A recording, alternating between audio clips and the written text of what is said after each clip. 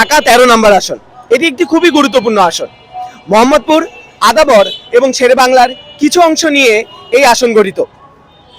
এই আসনে ধানের শীষের প্রতীক নিয়ে লড়াই করছেন ববি হাজ্জাজ এবং রিকশা মার্কা নিয়ে দাঁড়িয়েছেন আল্লামা মামুনুল হক।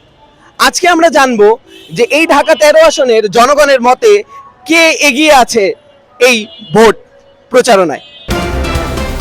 আমার ভোট আমার দেশ, পাওয়ার্ড বাই সাফির।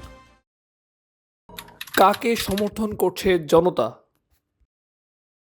ঢাকা 13-তে অবশ্যই জনাব ববি হাজ্জাজ, কারণ উনি একজন শিক্ষিত, উচ্চ শিক্ষিত লোক। কারণ এই 13 অগুছালো শহরটাকে একটা গুছালো, একটা শিক্ষকই পারে একটা অগুছালো শহরটাকে গুছানোর জন্য। এখানে আমরা ববি হাজ্জাজকে এগিয়ে রাখতেছি।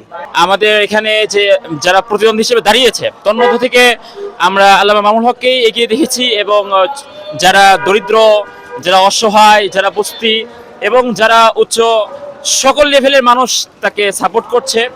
আমার কাছে এখন পর্যন্ত যেটা মনে হয় ববি হাজ্জাজ ধানের শীষ মার্কা উনি এগিয়ে আছেন।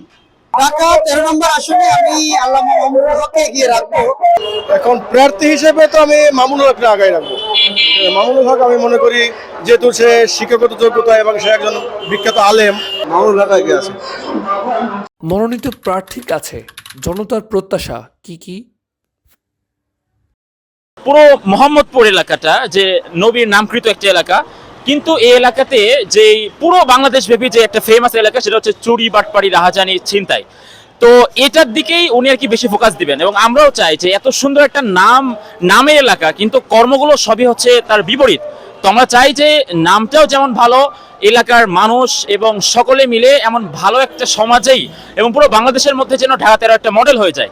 আমার অ্যাজ এ সাধারণ নাগরিক হিসাবে যেটা চাওয়া সেটা হলো যে প্রথমে মোহাম্মদপুরের আইন শৃঙ্খলা পরিস্থিতি ভালো করতে হবে। 2 নম্বর হইলো যে এলাকার অনেক জায়গায় কিছু স্যানিটেশনের সমস্যা আছে।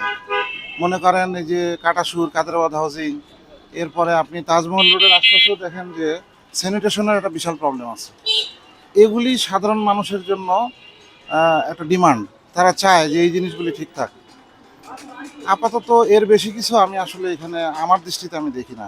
মামুনুল হকের কাছ থেকে হচ্ছে আমি সবচেয়ে বেশি যে প্রত্যাশাটা করি, এই এলাকায় হচ্ছে যে কিশোর গ্যাং, সন্ত্রাসী, এই সমস্ত অপকর্মের জন্য হচ্ছে বিখ্যাত। ওনার কাছ থেকে আমি এটা সবচেয়ে বেশি আশা রাখবো। আপ্যায়ন নিয়ে ভাবছেন? কর্পোরেট কিংবা যে কোনো বিশেষ অনুষ্ঠানে আমরা আছি আপনার পাশে। বিস্তারিত জানতে হটলাইনে কল করুন। সাফির।